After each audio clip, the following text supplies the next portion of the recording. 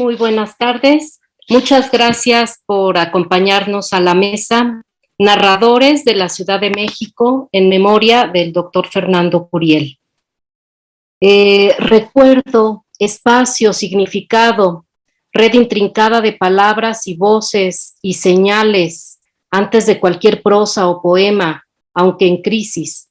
La ciudad es un organismo vivo que publica a quien sepa leer su historia y sus deseos, dijo recientemente Fernando Curiel en uno de los ensayos de su libro Filología Urbana, en el que proponía leer la ciudad y sus variantes con herramientas exóticas de la mirada. Esta mesa rinde homenaje a uno de sus temas predilectos, la urbe literaria y la histórica, palimpsesto, laberinto a descifrar en sus pasos de cebra, bocas de metro, esquinas, topes y calles de doble sentido. De la mano de sus estudios paseamos con el Duque Job en Plateros, caminamos con Santa por Chimalistac, protestamos con los ateneístas en la plazuela de Cuauhtémoc y en la Escuela Nacional Preparatoria. De la mano de sus ficciones comprendimos un jirón de ciudad. Caminemos, pues, por la ciudad que construirán estas tres ponencias. En primer lugar, escucharemos a la maestra Pamela Vicenteño Bravo con su ponencia La Ciudad de México en streaming. Adelante, Pamela. Muchas gracias. Este trabajo está dedicado al doctor Fernando Curiel. Comienzo. A mediados de marzo de 2020 se declaró emergencia sanitaria en México. Al concluir este mes, las autoridades de salud informaron que se restringirían las actividades de acuerdo con la medición de un semáforo de 4 colores que indicarían el grado de restricciones en cada estado del país. La Ciudad de México se declaró en semáforo rojo en abril, lo que significó el cierre de edificios, escuelas, museos, restaurantes, sitios de diversión. Ninguna actividad presencial, ninguna actividad al aire libre, solo las esenciales. Todos los espacios vacíos, una ciudad deshabitada. Presenciamos la ausencia de los ruidos generados por embotellamientos o por el continuo transitar en las principales arterias. Una ciudad sin sonidos. Por primera vez en su historia moderna, nuestra ciudad se mostraba desolada. Todo lo que quisiéramos ver y escuchar de ella tendría que ser en streaming, en tiempo real a través de una pantalla. Así, los webcams nos brindaban las imágenes de los lugares más emblemáticos: Zócalo, Bellas Artes, Bosque de Chapultepec, Paseo de la Reforma, Monumento a la Revolución. Y otros sitios más nos ofrecían una experiencia virtual en la que podríamos consumir contenido audiovisual sobre la ciudad, todo online.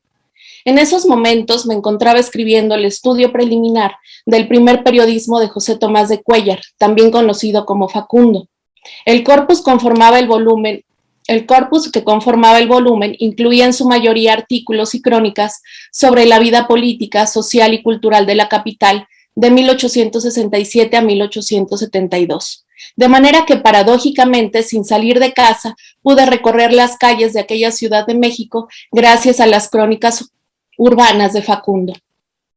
Como se sabe, tras el fusilamiento de Maximiliano de Habsburgo, Benito Juárez regresó a la capital del país el 15 de julio de 1867. Para ese momento, la restauración del sistema republicano prometía un progreso material acorde con los ideales de modernización. Por tratarse del centro de gobierno, la Ciudad de México se convirtió en un espacio ideal para implementar todas las posibilidades que la modernidad ofrecía. Y aunque los proyectos no fueron muchos, sí resultaron muy importantes. Entre ellos, impulsar una red ferroviaria que mejorara las comunicaciones, fomentar la agricultura y la industria, así como embellecer los espacios públicos. No obstante, al mismo tiempo se vivía en un ambiente de inseguridad por el incremento de robos y la falta de una policía, sin olvidar el tema de la división social a causa de las diferencias políticas o bien la falta de educación. En respuesta a un país fragmentado, desorganizado y en bancarrota, el sector letrado tuvo la visión para construir una comunidad por encima de las diferencias ideológicas y partidarias. Desde el ejercicio periodístico se trabajó por crear un espacio ordenado, crítico y sobre todo moderno, cuyo medio fueron los periódicos y las revistas. De modo que ese ámbito experimentó un inusitado auge por la cantidad y variedad de impresos, la convivencia de discursos y el surgimiento de estilos y técnicas de escritura. Inmerso en esa dinámica, Cuéllar comenzó su trabajo como periodista. Sobre la profesión, destacó que la función principal era observar y escuchar, artificio que ya se había asociado al escritor de costumbres. Para él, un periodista debía vagar, no como un transeúnte cualquiera, sino como un flâneur, atento a lo que sucediera en las calles de la metrópoli. Después tendría que llevar un registro en su libreta o carnet, anotando al natural todo lo relevante, sin filtros que distorsionaran los testimonios recuperados, para después dejar correr la tinta y trazar las colaboraciones que entregaría el cajista previo a su publicación. Consciente de su participación en el campo periodístico, a veces solo fungía como un espectador triste o una escucha de las heroicas hazañas de los unos y de las sangrientas hecatombes de los otros. Y otras más fue el actor principal, el encargado de empuñar la pluma contra lo injusto bajo los principios de ilustración y patriotismo, sin dejar de ser crítico de las costumbres insustanciales de una sociedad insolente que derrochaba sin reparo, al mismo tiempo que se resguardaba en un catolicismo republicano de calendario. En este contexto, un género que despuntó fue la crónica, la cual empezó a vivir su mejor momento, un periodo de apertura y experimentación textual. Frente a la imposibilidad tecnológica de recuperar con fidelidad los fenómenos de la ciudad moderna a que nosotros estamos acostumbrados ahora más que nunca, los cronistas decimonónicos desarrollaron habilidades escriturarias para capturar todo aquello que le daba vida al espacio urbano y poderlo transmitir con notable sensibilidad a sus lectores. De manera que las crónicas facundianas rescataron, además de las imágenes y los olores, los sonidos que le dieron forma e identidad a la elegante y fastuosa ciudad de los palacios. A través de los sonidos, Cuéllar registró múltiples contrastes y plasmó las contradicciones surgidas en un lugar que por un lado se había enfilado a un proceso de modernización y por el otro se resistía a cambiar su tradición colonial. En sus crónicas, Facundo mostró una ciudad viviente, con emociones y problemáticas que para nosotros, lectores del siglo XXI, pueden resultarnos terriblemente familiares. En esta narrativa múltiple e híbrida, el oído de Facundo percibió por un lado fragmentos sonoros nunca antes escuchados y que por lo mismo empezaban a despertar la curiosidad de los paseantes más atentos. Y por el otro, crónicas completas en las que los sonidos dotaron de significado al tema en cuestión. Desde un discurso sonoro, las críticas a la ciudad fueron mucho más a fondo. Así, mediante ruidos y silencios, fue reproduciendo las paradojas del tirante proceso de modernización al que estaban sometidos la ciudad y sus habitantes. ¿Qué representaciones de esa modernidad impactaron el día a día de la urbe? ¿A qué sonidos prestó más atención Facundo a lo largo de 6 años? En primer lugar, quisiera detenerme en los sonidos metálicos. Con sus amplias posibilidades de uso, el hierro penetró en todas las esferas de la sociedad, desde la industria hasta las artes. Las naciones más civilizadas de la época se sentían orgullosas de contar con este material, para entonces ineludible. Así, en la Ciudad de México, los medios de transporte a base de hierro significaron la entrada a la modernidad. Facundo presenció y sufrió la irrupción de los sonidos metálicos en el ambiente urbano y con ellos pudo realizar verdaderos cuadros en movimiento como el que sigue.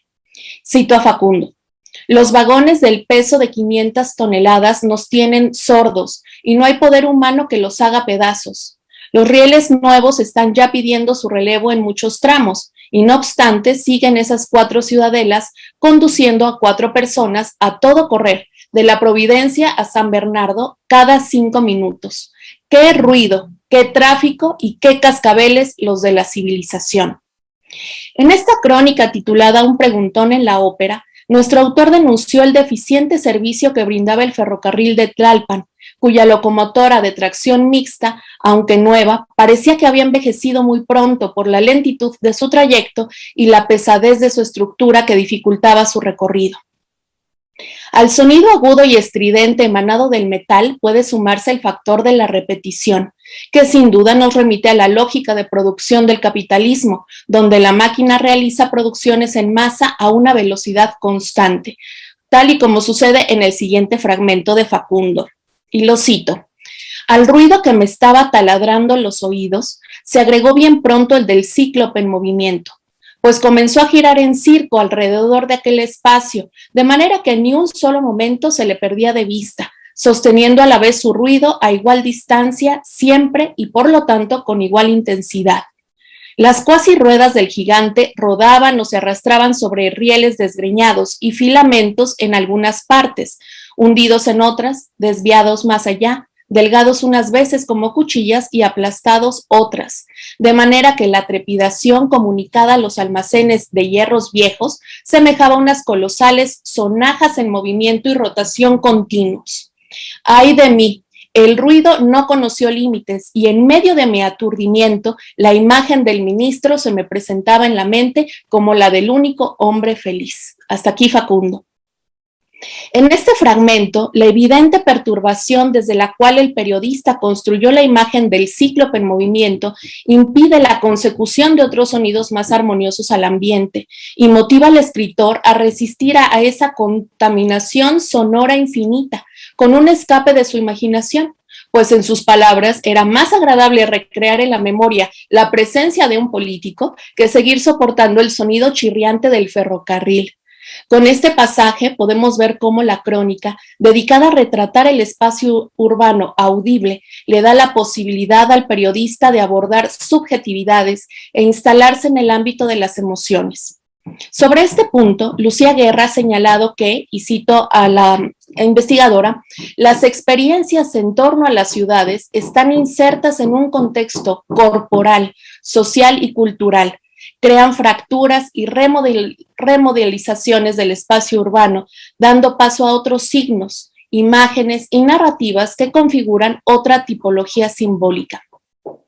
Si bien la presencia del ferrocarril podría significar un avance del proyecto modernizador, la experiencia sonora de Facundo reconfigura el espacio de la ciudad tomando en consideración factores como la emoción y la imaginación, y lo convierte en una ciudad estridente, por momentos insoportable.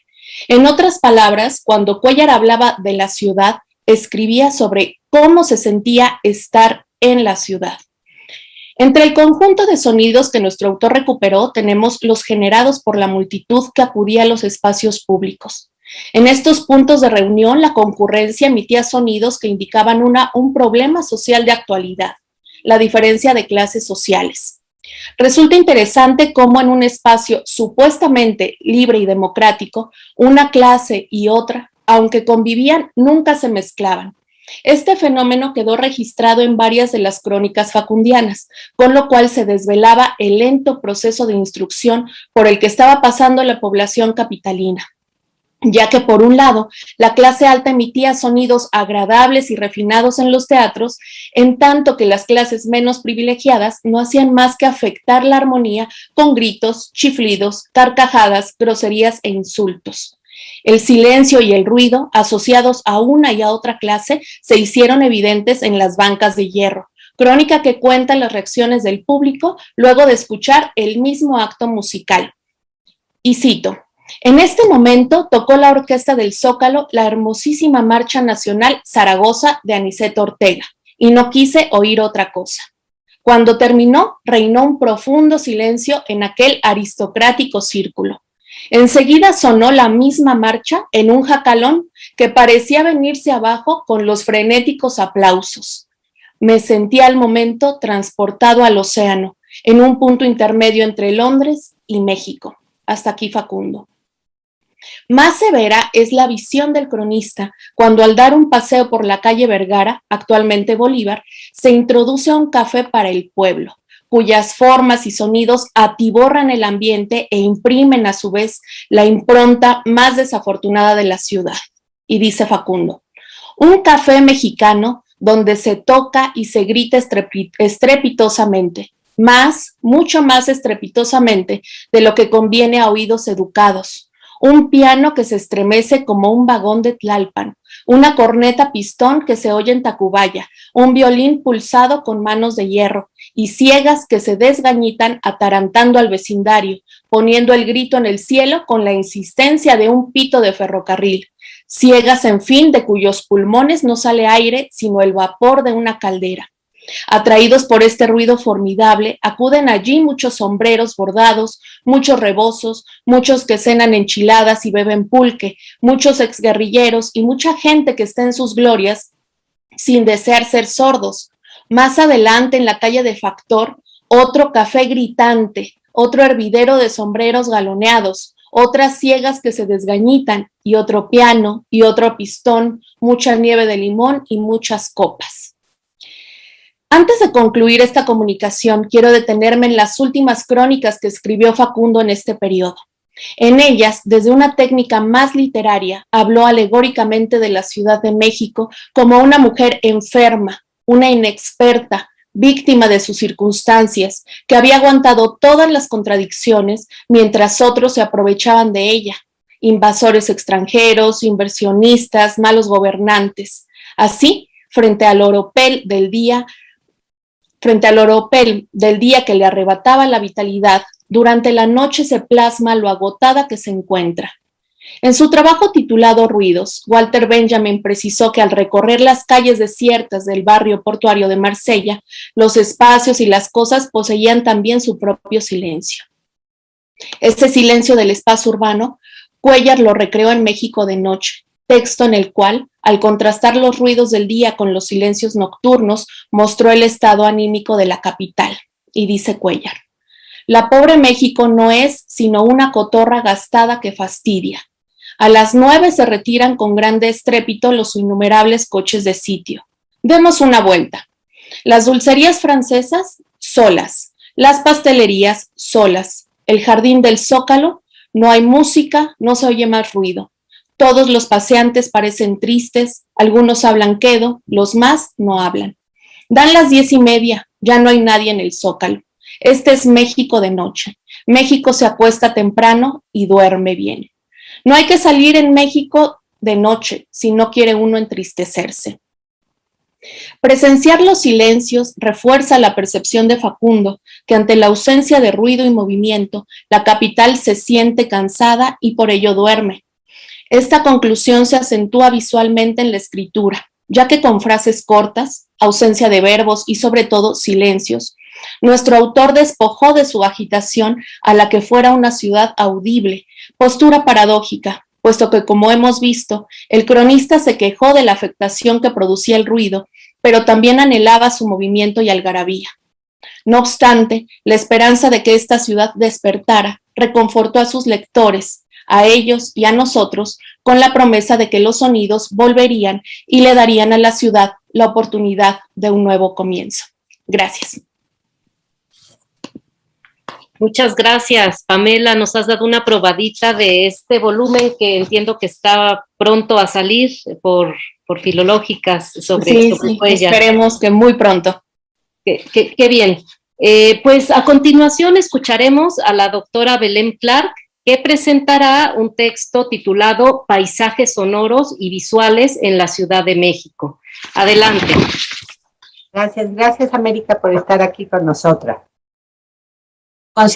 Consecuentes con la propuesta de la actual dirección del Instituto de recobrar las jornadas filológicas iniciadas en 1994, como un ejercicio anual de conocimiento y reconocimiento entre colegas y de reflexión sobre nuestros diversos quehaceres en una conversación, Fernando Curiel propuso esta mesa. Él, como ha dicho la doctora Viveros, profundo amante de la Ciudad de México, sugirió inicialmente que abordáramos el tema de los sonidos, asuntos que, como han visto, interesó a Pamela Vicenteño, quien aceptó analizar esta cuestión en la obra de José Tomás de Cuéllar. Yo, en principio, no tuve reparo, pero conforme iban pasando los días me preocupé porque no recordaba que este asunto tuviera relevancia en los textos de Manuel Gutiérrez Nájera que en la actualidad estoy trabajando. Así que con esta perspectiva en mente, comencé una relectura de las 43 crónicas de carácter costumbrista escritas en 1879 y 1891 las cuales conforman el volumen que llevará el título La vida en México. Debo confesar que, para mi sorpresa, había más menciones sonoras de las que yo recordaba. Pero ¿por qué no llamaron mi atención desde el primer momento? Esta pregunta me llevó a investigar sobre el tema. Las indagaciones me condujeron al Arte de los ruidos, Manifiesto Futurista 1913 de Luigi Russolo. Al hablar de los cambios entre la vida antigua y la moderna, mencionó que la primera había sido toda silencio, mientras que la segunda, gracias a la invención de las máquinas, dio origen al ruido, factor determinante en la sensibilidad de los hombres. Si se entiende lo anterior como una cuestión relacionada con la modernidad y las transformaciones que ésta trajo consigo, se comprende su presencia en la prosa naheriana 3 décadas antes de la citada declaración del pintor italiano.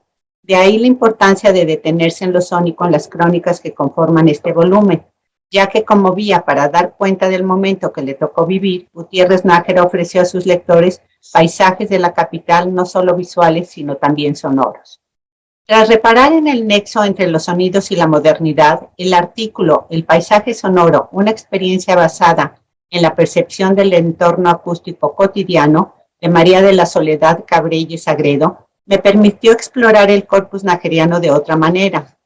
La autora en primera instancia advierte que desde los primeros años de la vida de una persona están presentes los elementos sonoros, musicalidad en el lenguaje verbal, timbres de voz, formas de gritar, reír y llorar, expresiones de los estados de ánimo, sonidos biológicos internos, ruidos ambientales que componen un paisaje sonante, entre otros que definen al individuo y le ayudan a reconocerse e identificarse como persona. Conforme pasa el tiempo, la audición se vuelve automática y casi exenta de atención, por lo que los hechos acústicos se convierten en algo excepcional, acorde con ciertos lugares y ocasiones, y para recuperarlos se requiere un esfuerzo de concentración considerable, debido a que las impresiones visuales y sonoras no se separan lo suficiente al momento de la percepción, por los que las primeras predominan sobre las segundas. Lo anterior se extiende a los otros 4 sentidos que se van aletargando alarmantemente. La investigadora afirma además que existe el factor de selección, las preferencias individuales que hacen que el paisaje sónico remita a una determinada identidad y circunstancia, lo que le otorga un carácter de relatividad lo que para unos es sonido, para otros es ruido. Con esta idea constaté que Gutiérrez Nájera podía ofrecernos distintas experiencias y crear, con los mismos efectos acústicos, ya una armoniosa orquestación de sonidos, ya una de atronadores ruidos. Cuando era niño recordaba en una víspera del 16 de septiembre que aún cayéndose de sueño se resistía a ir a la cama, temeroso de que las albas, dianas y repiques de los festejos del día siguiente no lograran despertarlo al amanecer. Finalmente, al rasgar una llamarada lívida del seno de la oscuridad, se sentía vencido y se retiraba a su alcoba imaginando los placeres que le esperaría. Cito: yo no quería perder una sola nota de las bandas militares, ni un solo sacudimiento de la artillería, por modo que, apenas abrí el alba sus azules ojos, ya estaba despierto en mi camita esperando con ansia. De improviso, el bronco estrépito se propagaba en las ondas de la atmósfera y rompía el clamoreo de las campanas. Yo entonces contaba los disparos uno a uno, como el avaro cuenta sus monedas. Las dianas militares se iban acercando y una inmensa alegría llenaba mi alma. Hasta ahí la cita. En su infancia, nuestro autor admiraba a los soldados y se dormía pensando en los esplendores del ejército. Vestir esos trajes tan llenos de colores y bordados bajo su aspecto escénico y teatral fue su gran sueño. En esos atuendos, cepillados, limpios y brillantes, advertía, no había ninguna mancha de sangre. Eran militares los grandes vencedores que recorrían el mundo conquistando naciones y mujeres. Con el paso del tiempo, las vivencias cambiaron drásticamente su forma de pensar. Los sueños se habían derrumbado y si antes había visto a los soldados en desfiles llenos de vida, ahora los miraba como seres infelices, como pasto de los buitres y de los lobos. En consecuencia, la memoria acústica se modificó. Los ritmos sonoros de la infancia se tradujeron a los pocos años en un bullicio productor de enfado y enojo. Más aún, ya en pleno ejercicio de cronista, esas festividades terminaron por parecerle un tormento constante, porque en todas ellas se repetían los mismos programas y los mismos discursos. Todo se había tornado en cohetes y petardos que retumbaban en sus oídos y le quitaban el sueño.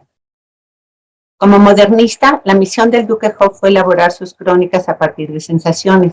Las más importantes sin dudas fueron las inducidas por la mirada, de ahí que en sus textos sobresalgan los colores y las impresiones visuales, pero no exentas de sonido, hasta el punto de elaborar cuadros pictóricos con palabras, lo que marcadamente ha atraído el interés de sus lectores, como en el siguiente ejemplo, cito: "Y a esos pájaros que se llaman poetas y que quieren cantar en jaula de oro, es en esa ventana, aquel entre las campanillas del balcón de allá, les abrió usted las hojas hospedadoras de su diario, y allí están cantando las simpatías y los cariños a las hermosas, a las amadas y a las buenas". Hasta ahí la cita. Gastón Bachelard advierte otra relación entre el oído y la vista, al decir que la noche amplifica las resonancias auditivas compensando la aniquilación de los colores. De ahí que el oído sea un sentido de la noche. Mientras que las formas quedan retenidas en el espacio nocturno, los ruidos están engastados en el silencio y llegan al oído de una manera imperceptible. El duque Hoff confirma esta idea en el corpus analizado, ya que cuando la luminiscencia era insuficiente, el paisajista recobraba el oído. La oscuridad se convertía en un factor importante, pues las tinieblas permitían al cronista acercarse a la sonoridad de la ciudad, como cuando en una noche oscura, en que el cielo suprimía las estrellas y el ayuntamiento suprimía los faroles, recargado en su balcón percibió cómo el aire de vez en cuando le llevaba a él, cito, las notas cojas y cascadas de una murga callejera, algún coche de sitio tambaleando en el empedrado que encaminaba trabajosamente a la carrocería, como el borracho que, trazando semicírculos y curvas en la acera, vuelve a su casa en las altas horas de la noche. Solo un carruaje de buena casa pasa rápidamente con los vidrios echados, entre el sonoro estrépito de los resortes y los muelles nuevos. Hasta ahí la cita. En este sentido, como sostiene Cabrelles Sagredo, se puede afirmar que la calidad de un paisaje sonoro está dada por la relación dinámica entre la información acústica del medio y el nivel de la adaptación de los individuos al mismo. Así nuestro autor tradujo los sonidos de la modernidad que iba transformando el entorno y con ello a la sociedad. Ahora bien, en el entendido de que escuchar a las ciudades significa contar con una mayor disposición para comprenderlas, Carlos Fortuna advierte que el estudio de estas debe ser pluridisciplinar, por lo que desde la perspectiva sociológica y geográfica, las imágenes citadinas también son representativas de paisajes sonoros. Los sonidos urbanos pueden revelar no solo la evolución urbana, sino también el modo de organización actual de los entornos sociales de las ciudades, dice el investigador. La prosa nageriana resulta un excelente modelo de cómo las descripciones de los sonidos y espacios se unen para mostrar el México de su momento, el de las tradiciones que se van quedando atrás y el de las prácticas que en aras del surgimiento de la modernidad industrial toman su lugar. Un buen ejemplo de cómo el duque Hoff recurrió a las impresiones visuales y sonoras para retratar los cambios en el espacio citadino es la crónica a propósito de las flores, donde cuenta cómo en era la conmemoración del Viernes de Dolores años atrás y advierte, nos vamos quedando sin costumbres, como los árboles cuando llega el invierno se van quedando sin hojas, porque ya no hay procesiones, ya no hay novenarios, ya no hay luces, ya no hay el paseo de las flores. Y se pregunta, cito, ¿en dónde están ahora aquellas tinieblas de San Agustín? Seguramente han ido a los telarañosos almacenes en donde el tiempo avaro guarda las lunas viejas y los monumentos de San Francisco. San Francisco, aquella era la grande iglesia de Semana Santa. En ella se lucían las mantillas negras, último resto del poder de España, los vestidos de moaré y los floridos tápalos de China. Ningún carruaje rompía con el estruendo de las ruedas el solemne silencio de las calles. Los gritos de los mamoneros rasgaban el aire y los oídos también. ¿Cómo ha corrido el tiempo? Las tradiciones se sustituyen a pasos agigantados, dando lugar a un México novísimo. En Fábricas y Fabricantes, texto publicado en el inicio del cuatrienio presidencial del general Manuel González, avalando el proyecto modernizador del primer mandatario, el cronista narró su visita a la fábrica de piedra artificial de los señores Eduardo y Jorge Gibón, primeros en producir el cemento Portland en el país. Los sonidos dieron cuenta de cómo Gutiérrez Nájera veía a la nación, en paz y dando los primeros pasos por el camino del progreso que, con el tiempo, definiría al porfiriato. Así relató su pequeño recorrido por la empresa ubicada a las afueras de la ciudad, marcando las diferencias entre el pasado y el presente, pues ya no era menester tomar el báculo nudoso de los excursionistas ni preparar la alforja del camino, sino que bastaba con tomar un vagón de las tranvías del Ramón Guzmán para trasladarse a las nuevas colonias de la clase obrera en San Fernando, en el pueblo de Tlalpan. Cito: repuestos ya de las porfías pasadas, podemos ocuparnos sin demora de aquellos asuntos que más se relacionan con nuestra prosperidad. El estrépito ronco de las armas no impide que oigamos el silbo de las máquinas y el ruido monótono de los talleres. Aprovechando pues este entreacto, que por fortuna será largo mientras la campanilla del recibir nos llama a escena, podemos dejar de mano la política para ocuparnos de los asuntos industriales. Hasta ahí la cita. Si los sonidos nigerianos recrearon el ambiente de una ciudad que caminaba con paso firme hacia la economía liberal, también describieron las formas en que el hábitat y las prácticas sociales se modificaron. La iluminación de gas fue sustituida por los focos eléctricos y esto hizo que la ciudad se animara sugiriendo nuevos centros de sociabilidad y esparcimientos, como el Salón de la Alameda, donde dijo el cronista, el espectáculo cambió con el esparcimiento de los rayos ultravioleta que hacía crecer el ruido y el movimiento. Cito: la música, cuyo kiosco está improvisado como la Ciudad de México, sobre el agua, preludia algunos aires de Madame Favart o el Duquesito. Los hombres giran alrededor como los caballos de un hipódromo y las señoras, sentadas en los asientos de bejuco, miran pasar aquella monótona caravana. Entre esas masas humanas hay algunas parejas que se aíslan. Son las que han empezado el dúo de amor. Para estas, la ola viviente que encrespa más y más no importa nada. La música está muda y la luz ciega. En donde hay armonía que valga tanto como la voz de una mujer querida, ni la luz que iguale al resplandor de una mirada. Suena la medianoche en el reloj de San Diego, reloj de la comedia romántica. La banda militar toca la danza fúnebre que oímos en los funerales de Arista. Los hombres prudentes tomamos el camino a nuestras casas. Ya nadie se queda en el salón. Las sillas están vacías y la cantina llena. Hasta mañana. Hasta ahí la cita. El ámbito privado, y no solo el público, se llenó de sonidos también. Muestra de ello fue la instalación del teléfono, que permitía que las voces cruzaran por los delgados cables que tejían una malla sobre la ciudad. Cito: si pudieras oír todas las frases a que sirve de conductor ese delgado alambre, ¿cómo habrías de reírte interiormente? Por ahí van desde los vocablos comerciales que atraviesan cuarteando por el hilo hasta las frases amorosas que fían como los pájaros enamorados. La palabra de amor, que parte como una diminuta flecha de néctar de los labios carnosos encendidos, atraviesa vertiginosamente la ciudad sin que ninguno pueda oírla y llega al oído tembloroso del novio que la guarda en el silencio de su alcoba. Hasta ahí la cita. Para Carlos Fortuna, las ciencias sociales en su estudio objetivo y frío de las ciudades se revelan sordas, de ahí que las expresiones sónicas solo interfieran marginalmente en las configuraciones culturales. George Simmel, por su parte, relaciona el sentido de la audición con la geografía, disciplina que para él tiene una mayor sensibilidad hacia las sonoridades y una relación intensa con ellas, sobre todo con las grandes ciudades modernas que modelan las formas civilizatorias y regulan la capacidad reactiva de los habitantes. Los sonidos de la urbe pueden ser persistentes como los del campanario, que hasta cierta época guiaron la vida social. Después se les consideró formas de resistencia o transición que con los años se desconfiguraron al tiempo que eran opacados y sustituidos por los pasajes sonoros de la modernidad, que iban definiendo el nuevo contexto urbano industrial. Como el sonido de las ruedas de las diligencias y los trottoirs al tenderse los rieles y las tranvías de los trenes, si la sociología y la geografía fijaron su atención en lo sónico, surge una pregunta: ¿y la literatura por qué tan pocas veces se ha detenido en este aspecto? ¿Será que, como observa Fortuna en la sociología, porque el sonido está más íntimamente relacionado con el movimiento? De ahí que las ondas sonoras en el modernismo parezcan deambular como el flaner, como lo fue Gutiérrez Nájera, quien recorriendo las calles de la ciudad nos legó el testimonio de la vida cotidiana y las transfiguraciones de esta urbe. Aunque en frases breves, los paisajes sonoros que construyó dieron voz a su actualidad y hoy abren los textos que conforman la vida en México a nuevas interpretaciones. Muchas gracias, espero no haberme excedido en tiempo. En absoluto, perfecto el tiempo. Muchísimas gracias, Belén. Esta cita que nos das, que nos brindas de Gutiérrez Nájera, el estrépito ronco de las armas no impide ya que oigamos el silbo de las máquinas y el ruido monótono de los talleres. Bueno, es una loa a la modernidad que nos deja Gutiérrez Nájera.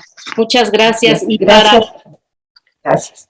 Para transitar hacia el siglo XX, ahora escucharemos a la doctora Daina Díaz Uribe, quien leerá su texto La provincia y la ciudad en la obra de Antonio Acevedo Escobedo.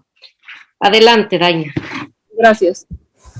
Antes de comenzar, me gustaría decir que muchas de estas líneas se deben a las pláticas que tuve con el doctor Fernando Curiel cuando fue mi asesor en la estancia postdoctoral en este instituto, a quien siempre le voy a estar agradecida por su generosidad a la hora de compartir su conocimiento y su tiempo. Cuando le planteé que me asesorara con una investigación sobre Antonio Acevedo Escobedo, el doctor nunca dudó en el potencial que tenía dicho autor, ni dudó tampoco en que los estudiosos de la literatura mexicana teníamos una deuda que enmendar con el olvidado escritor hidrocálido. Por eso es que esta ponencia está dedicada a Fernando Curiel de Fossé, gran maestro y lector de Antonio Acevedo Escobedo. Antonio Acevedo Escobedo es quizá uno de los autores más prolíficos que ha dado la literatura mexicana. Durante su carrera, escribió un sinnúmero de colaboraciones para los diarios y revistas más importantes del siglo XX y publicó más de 15 libros. Entre los diversos temas que lo ocuparon, dos de los más frecuentes fueron la provincia y la ciudad. En artículos, cuentos, crónicas, libros y antologías, en su mirada y en la de otros, de manera alternada, dibujó constantemente estos dos espacios que tuvieron especial importancia en su quehacer literario. El autor nació en 1909 en Aguascalientes, donde el ahogo de las ciudades modernas era entonces un mito. Junto con su familia vivió en el famoso y pintoresco barrio de San Marcos, cerca del emblemático jardín cuadrado amurallado por balustrados de cantera y puertas de hierro, donde disfrutó de una infancia muy tranquila entre la abundante naturaleza, la feria, la música, los paseos por las plazas, los juegos de perfumada ingenuidad y las cosas sencillas pero placenteras que ofrece la provincia. Fue ahí cuando comenzó de manera prematura su camino hacia el mundo de las letras. A los 10 abandonó la primaria para ser cajista en una imprenta y 2 años más tarde, por increíble que parezca, ya era jefe de información y colaborador en un diario local llamado Renacimiento. Sus padres, al ver las posibilidades que tenía como escritor, decidieron mudarse a la Ciudad de México. Dejar provincia fue, aunque doloroso, necesario para el futuro del pequeño. Sin embargo, su partida solo lo privó de transitar por las calles de su ciudad, pero no de desarraigar tantas vivencias que allí experimentó. Acevedo Escobedo llegó en 1925 a la capital del país a los 16 años, en pleno cascabeleo de los 20 y en medio de un ambiente de crisis y reacomodo a causa de la Revolución Mexicana. Al llegar, trabajó en la famosa imprenta Aztlán, en la Escuela Médico-Militar y en la Escuela de Escultura y Talla Directa. Seguramente fue muy impactante para un joven de su edad coincidir con el ya afamado José Vasconcelos, con el poeta Rafael López, o trabajar con Diego Rivera y el doctor Atl.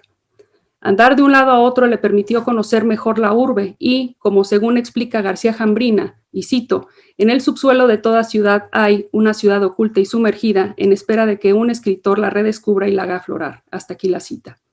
Acevedo Escobedo no tardó en sentirse atraído por las calles capitalinas y en ver al Renacimiento de Aguascalientes una serie de columnas tituladas La Metrópoli Inquieta, que imitaban, de cierta manera, a las que José Juan Tablada solía enviar a diarios de la capital desde Nueva York.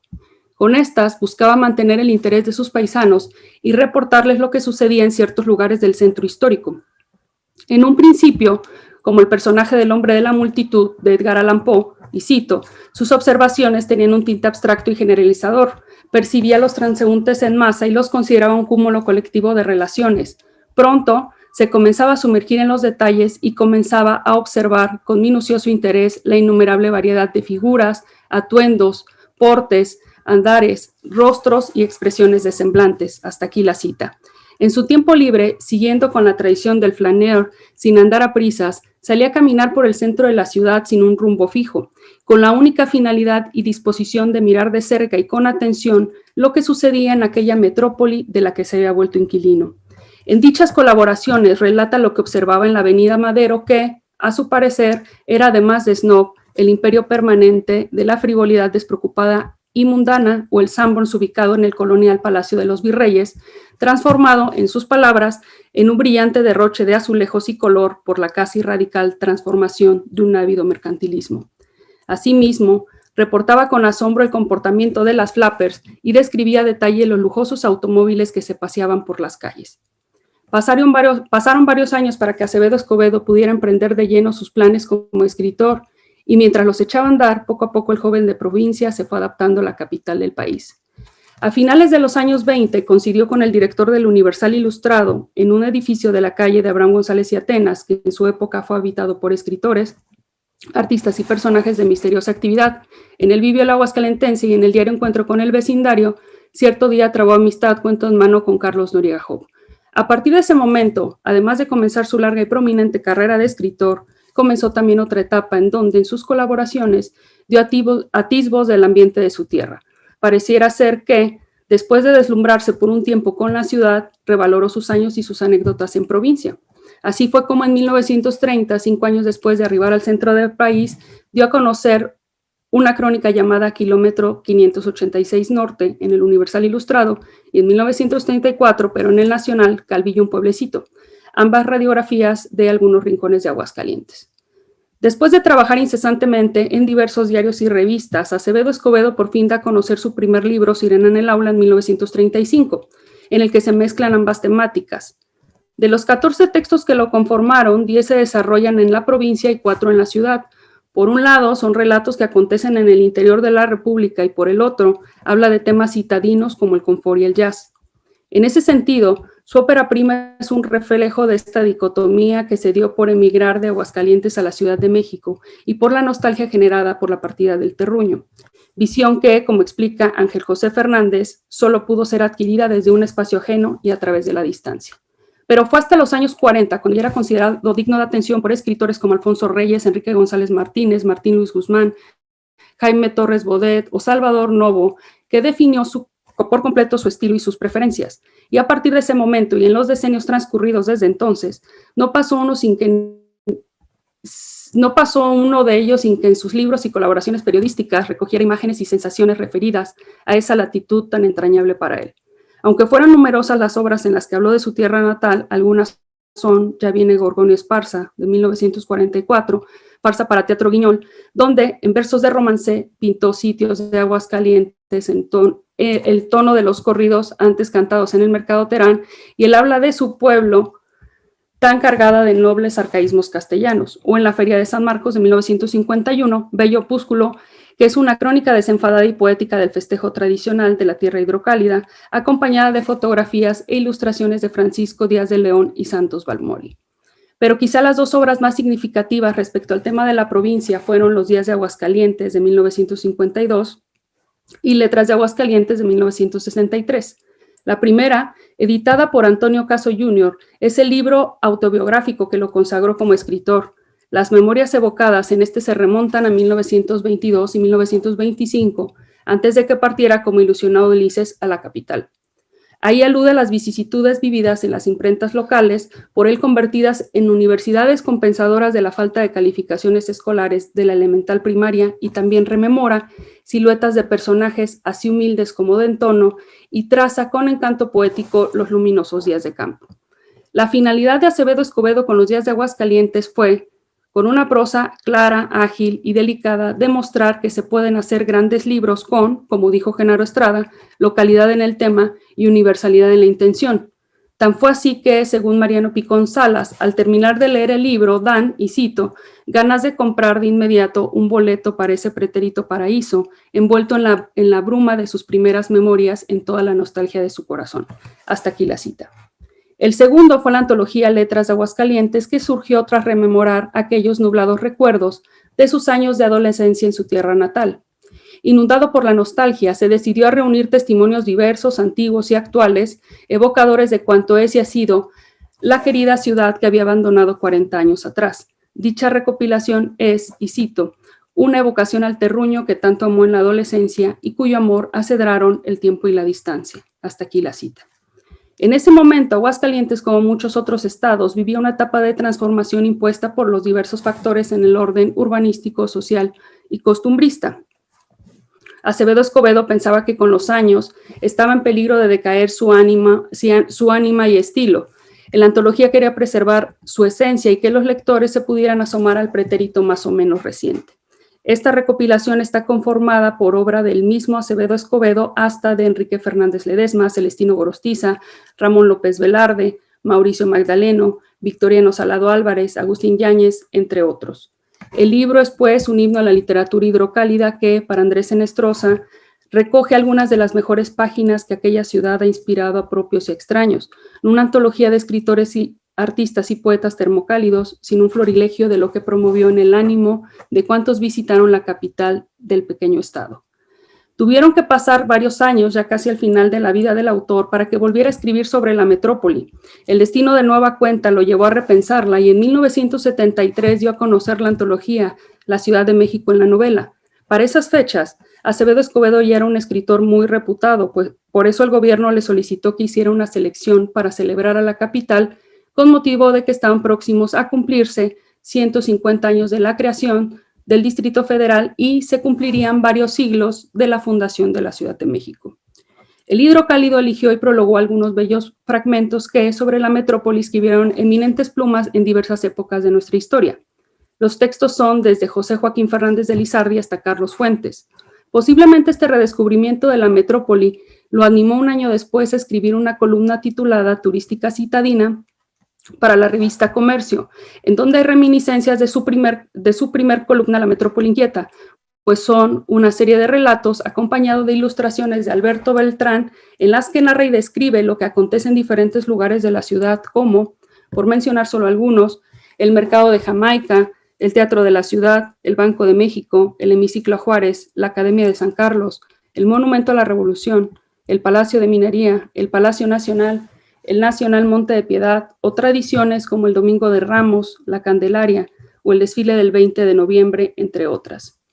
Si juntamos todas sus intervenciones en esta revista, tendríamos como resultado una radiografía panorámica de la Ciudad de México y sus tradiciones. Acevedo Escobedo murió en 1985 y a poco de fallecer aseguraba que, desde el arraigo de su tierra, todavía solía despertar angustiado por una pesadilla en la que el tren Juárez, que desde la estación del ferrocarril aguascalentense debe ir a México, lo privó del deleite de recorrer ciertas calles o rincones entrañables que aún le faltaban volver a recorrer. Por su liga sentimental con Aguascalientes, su cuna, bastará decir que cuanto escribió contiene a su pueblo ya clara, ya velada, ya cercana, ya remotamente. En una de sus notas culturales, Andrés Enestrosa recordó cuando Reyes dijo que Eugenio Dors tenía vuelta la fantasía hacia Cuba. Podría decirse de Acevedo Escobedo que tenía vuelta la fantasía a Aguascalientes. No obstante, la Ciudad de México fue tan significativa e importante para él porque fue el lugar que le permitió crecer no solamente como escritor, sino también como promotor cultural. Su vida en la capital le proporcionó, y cito, los instrumentos íntimos necesarios para incorporar a su sentimiento profundo la versión inalterable de ese otro sitio interior poblado por él en la infancia. Hasta aquí la cita. Antonio Acevedo Escobedo fue primero narrador de su propio mundo antes que de cualquier otro, pero también fue narrador de ese nuevo mundo develado para él desde su juventud, el de la ciudad.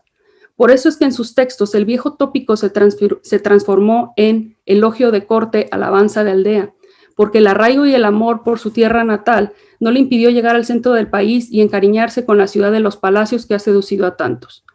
Aunque el estudio definitivo sobre la obra literaria de Antonio Acevedo Escobedo no se ha escrito, hay algunos puntos que valdría la pena repensar, como algunos paralelismos que guarda con Ramón López Velarde. Primero, por su amor a la provincia, y segundo, porque como al zacatecano al hidrocálido le sucedió que las lecturas más profundas y comprensivas de sus obras demoraron. Acevedo Escobedo era un gran admirador de López Velarde y a él se le debe que en 1962, mientras era jefe del Departamento de Literatura del IMBA, Allen W. Phillips diera a conocer el libro Ramón López Velarde, el poeta y el prosista, que es, según Octavio Paz, lo más completo que se ha escrito sobre el poeta. El Camborio, como lo llamó Efraín Huerta, le hizo justicia al autor de zozobra. Ahora los estudiosos de la literatura nos queda la tarea de enmendar esa falta con Antonio Acevedo Escobedo. Gracias. Muchísimas gracias, Daina. Excelente tu participación. Y Gracias. Bueno, como siempre ha ocurrido en estas jornadas filológicas, tenemos una probadita de lo nuevo que están investigando, del taller, pues, de investigación, de las novedades editoriales que nos esperan. Creo que Itinerario Intelectual de Antonio Acevedo es un libro que está por salir, ya salió. Ya salió el año pasado, pero pues hace poco me lo entregaron. Es una investigación donde se se comienza a recuperar la figura de Antonio Acevedo Escobedo para propiciar a ver si se hacen nuevas investigaciones al autor y se le empieza a hacer justicia, ¿no? Muy bien, pues con tu participación te robo esta frase que citaste: dan ganas de comprar un boleto para ir a ese pretérito paraíso, y la verdad es que las exposiciones que hemos escuchado hoy nos dan ganas de comprar un boleto para ir a esa ciudad. Yo no sé si hubiera sido el paraíso de el orgullo de Carreño, el salir a las calles y vernos a todos en esta ciudad higienizada, con cubrebocas, caminando por la derecha. Bueno, Cuéllar en sus artículos ligeros tendría que estar muy orgulloso de que todos vamos caminando por la derecha y tomando algunas medidas de distancia, que él en sus artículos ligeros, que es un volumen que creo que también está por salir, es un trabajo pues que recoge esas crónicas también de Cuéllar, pues que apelaba por este orden y progreso. Tenemos en YouTube algunos saludos de Dulce Adame, Andrés Ramos, García, Luz Aguirre, León Humidia, Yeiline, José Ricardo Chávez, Marcos Vargas Álvarez, Carla Urueta, y bueno, pues queda solo tal vez felicitar esta probadita que nos dan, este boleto con que nos permitieron viajar hacia los sonidos y la visión de una ciudad pues que ya se nos fue, y que fue muy estudiada y fue pues también recreada por el doctor Fernando Curiel, a quien aquí quisimos recordar de la manera en que le hubiera gustado, hablando de la ciudad, estudiándola, jugando con las imágenes y los sonidos. El doctor Fernando Curiel fundó estas jornadas filológicas en 1994. Hoy, aún con los inconvenientes de la pandemia, estas jornadas recobran vida para rendirle un cariñoso recuerdo. Muchas gracias a todos por su atención. Los invitamos a continuar con la programación de las Jornadas Filológicas 2021 con el doctor José Ricardo Chávez, quien en unos minutos estará con ustedes. Muchas gracias a la maestra Pamela Vicenteño, la doctora Belén Clark, a la doctora Daina Díaz Uribe por sus maravillosos trabajos. Gracias. Hasta luego. Gracias.